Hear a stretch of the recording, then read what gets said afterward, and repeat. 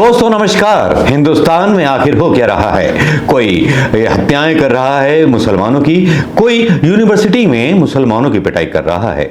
अपने ही देशवासियों पर यह जोर आजमाइश वाकई में कमाल की है और वाकई में कानून व्यवस्था इतनी दुरुस्त कि केवल मुसलमानों को ही निशाना बनाया जाता है और गृह मंत्रालय चुप रहता है। लगता है देश के मुसलमानों से पाकिस्तान की हरकतों का बदला लिया जा रहा है। लगता है नेहा राठौर ने जब से सवाल पूछना शुरू किया है तब से शायद कोई रास्ता बीजेपी के पास नहीं बचा है, क्योंकि एक स्वतंत्र महिला ने यह सवाल जो पूछ लिया, जिसके ऊपर चित्रा ने सवाल उठा दिए। जब सवाल पर सवाल उठा दिए तब नेहा पर एफआईआर भी हो गई।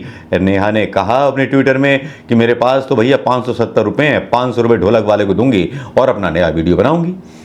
लेकिन कुछ ऐसा ही जज्बा आज़ादी के समय था। आज तो एक्स, ट्विटर है, फेसबुक है।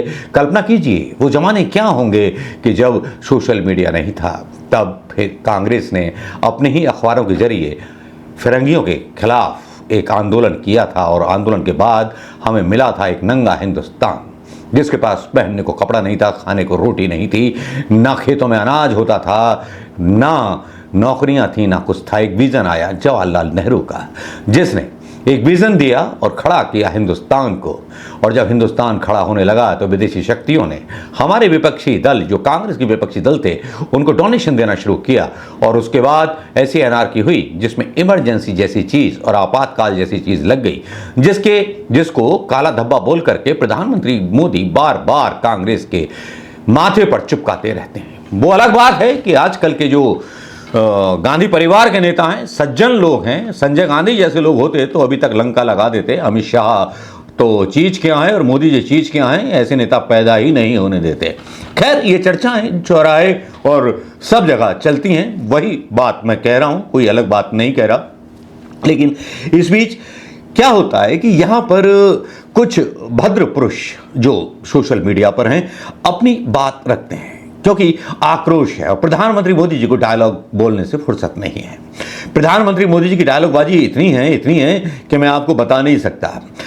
ना तो कोई इस्तीफा दिया जा रहा है, ना कुछ दिया जा रहा है, बल्कि उमर अब्दुल्ला पर दबाव ये बनाया गया, जिसमें उनसे बयान दिलवाया गया कि जम्मू कश्मीर की सुरक्षा लोगों की चुनी हुई हुकूमत की जिम्मेवारी नहीं, लेकिन सीएम और टूरिज्म मिनिस्टर होने के नाते मैंने इन्हें बुलाया था, मेजबान होने के नाते मेरी जिम्मेदारी थी कि इन्हें सुरक्षित भेजूं। तो 7.5 लाख फौजी क्या तेल मालिश करके कसरत पेल रहे थे?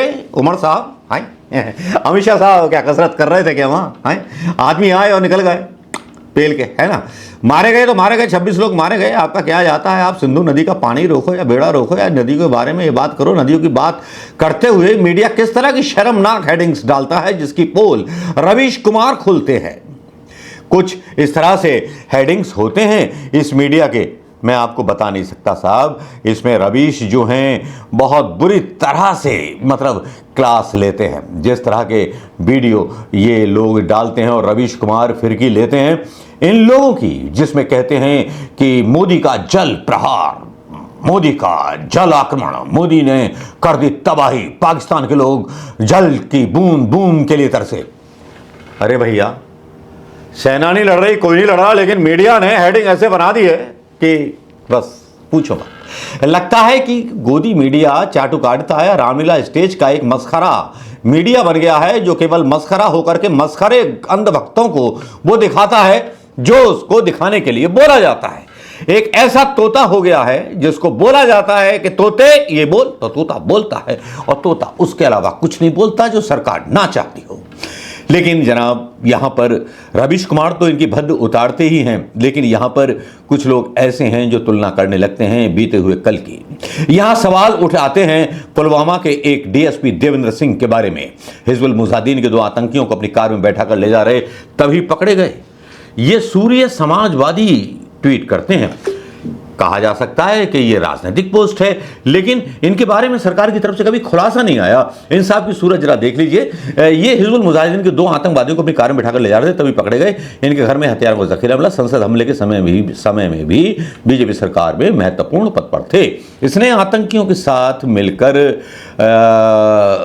कितने हमले किए, इसका बीजेपी से क्या संबंध, इसकी जांच होनी चाहिए, लेकिन कोई जांच नहीं हुई। अब आप समझदार होंगे तो क्रोनोलॉजी समझ जाएंगे। ठीक है, इन डीएसपी देवेंद्र सिंह साहब से थोड़ा आगे बढ़ते हैं, आगे की कहानी कहते हैं, क्योंकि जब अगर बात आती है कि कौन कांग्रेस ने 70 साल में क्या किया, या कांग्रेस जो थी क्या कर पाई 70 सालों में, तो यहाँ पर एक ट्विटर पर जो है ट्वीट डाला जाता है दीपक साहब के द्वारा, जो इंदिरा गांधी को याद करते हुए। खैर पुरानी बातें उखाड़नी नहीं चाहिए, लेकिन प्रधानमंत्री मोदी भी कभी कभी पुरानी बातें उखाड़ लेते हैं, तो हमने सोचा कि हम भी पुराना गड्ढा उखाड़ के ले आते हैं यार। तो हमने सोशल मीडिया पर ये सोचा कि भैया दीपक साहब ने इतना अच्छा पोस्ट लिखा है तो जन जन तक ये पहुंचना चाहिए, आप भी शेयर कीजिएगा और बताइएगा बीजेपी के भक्तों को कि ऐसी थी शेरनी इंदिरा गांधी, और ऐसा ही राहुल गांधी होता अगर प्रधानमंत्री होता। प्रधानमंत्री मोदी की तरह जो थे बयानबाजी ना कर रहे होते राहुल गांधी, अब तक एक्शन ले लिया होता अपनी दादी की तरह। इंदिरा गांधी के बारे में लिखते हैं कि जब मां भारती की पवित्र धरती पर शत्रु की कायरता का साया मंडराया, जब वीर सपूतों का लहू धरती को लाल कर दे, तब भारत की धरती एक ऐसे रणचंडी को जन्म देती है जो शत्रु का काल बन करके उसका संहार कर देती है। वह रणचंडी थी जिसका नाम था इंदिरा गांधी। पहलगाम में लोगों की शहादत का दृश्य उसके सामने होता तो उनकी आंखों में आग बरसती, अपनी उनके हंकार से आकाश कांप जाता, तीनों लोग डोल जाते। ऐसी थी इंदिरा की वो शक्ति। इंदिरा गांधी भारत की वो लौह महिला जिसके नाम से दुश्मनों की रूह कांपती थी, कभी भी कायरता को क्षमा नहीं करती थी। 1971 में पाकिस्तान के 2 टुकड़ों में तोड़कर उसकी हेकड़े निकाल दी थी। आज यदि वह होती तो पहलगाम हमले का बदला ऐसा लिया होता कि पाकिस्तान की धरती पर खौफ की चीखें गूंजने लगती। वह सेना को रणभूमि में उतारती और गर्जना करती, मेरे वीर शेरों, शत्रुओं ने हमारी मातृभूमि को लहूलुहान किया है, अब समय है कि हम इसके घर में घुस करके इसकी रीढ़ तोड़ दें। इंदिरा गांधी की रणनीति साक्षात काल की तरह थी। वह न केवल सीमा पर बल्कि शत्रु की गहराई में घुस करके उसे राख कर देती। वह पाकिस्तान के आतंकी ठिकानों को राख में बदल देती, उनके सैन्य बल को कुचल देती और उसकी हर उस साजिश को नेस्तनाबूद कर देती जो भारत के खिलाफ रची गई हो। अपनी हुंकार बढ़ती और जो हमारी धरती पर आंख उठाएगा उसकी आंखें हम निकाल देंगे। हमारे वीरों का खून बहाएगा, उसका खून हम नदियों की तरह बहा देंगे, लेकिन नदियों का पानी बंद नहीं करेंगे। उनके नेतृत्व में भारत की सेना रणभूमि में तांडव मचाती, टैंक गरजते, तोपें दहाड़ती और लड़ाकू विमान आकाश में शत्रु के गढ़ को तबाह करते। इंदिरा गांधी स्वयं रणक्षेत्र के समीप खड़े होकर अपने सैनिकों का हौसला बढ़ाती और कहती, मेरे शूरवीरों, जब तक शत्रु की सांस न थम जाए, जब तक हिम्मत न टूट जाए, हमारी तलवारें खून की प्यासी रहेंगी। उनकी ये वीरता, व अदम्य साहस और ये रणनाद पाकिस्तान को घुटनों पर ला देता। दीपक जी को मेरा धन्यवाद इस पोस्ट के लिए, लेकिन इंदिरा गांधी की तुलना आज के शासक से करना थोड़ा सा बेईमानी होगी।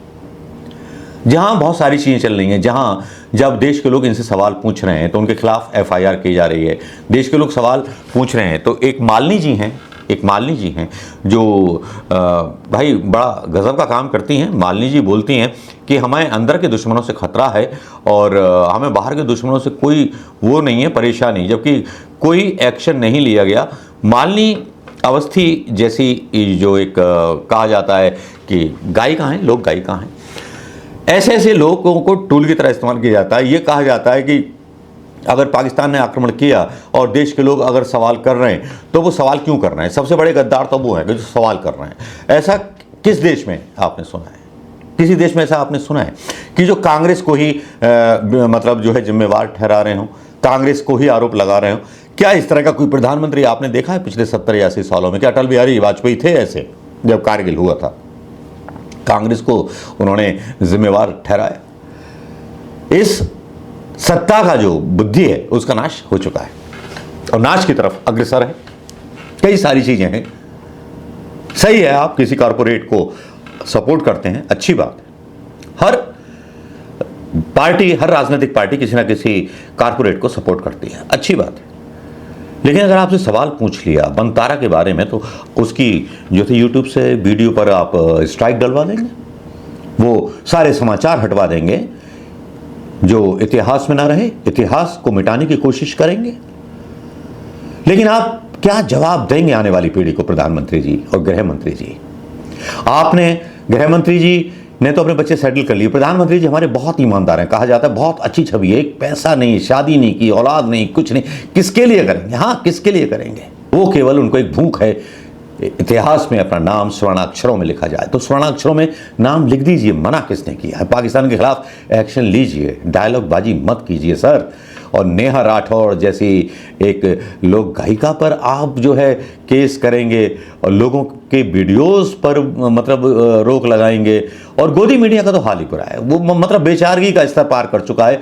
अगर अगर कोई कुत्ता पालूंगा तो उसका नाम गोदी रखूंगा, या गोदी ही रख सकता हूं और कुछ नहीं रख सकता। बाकी विस्तार से बातें हो सकती हैं, लेकिन ये परम दुख की बात है कि जहां इंदिरा गांधी को आज याद किया जा रहा है और इंदिरा गांधी को याद करते हुए एक जो है फोटो भी डाला गया है। ये फोटो यहां मैं डालना उचित समझूंगा कि जिसमें इंदिरा गांधी खड़ी हैं, जंजीर में कुत्ता बंधा हुआ है और कुत्ते के ऊपर पाक का झंडा है और उस पर लिखा हुआ है पाकिस्तान। यह हिम्मत हमारे देशवासियों का और यह आक्रोश है हमारे देशवासियों का जो भारत सरकार ने हमारे देश को बताया है। दूसरी तरफ पाकिस्तान मांग कर रहा है कि चीन और रूस जांच करें। अगर पाकिस्तान वाकई में दोषी है तो सख्त एक्शन लिया जाना चाहिए था, लेकिन अभी तक हुआ क्यों नहीं? नमस्कार, जय हिंद दोस्तों।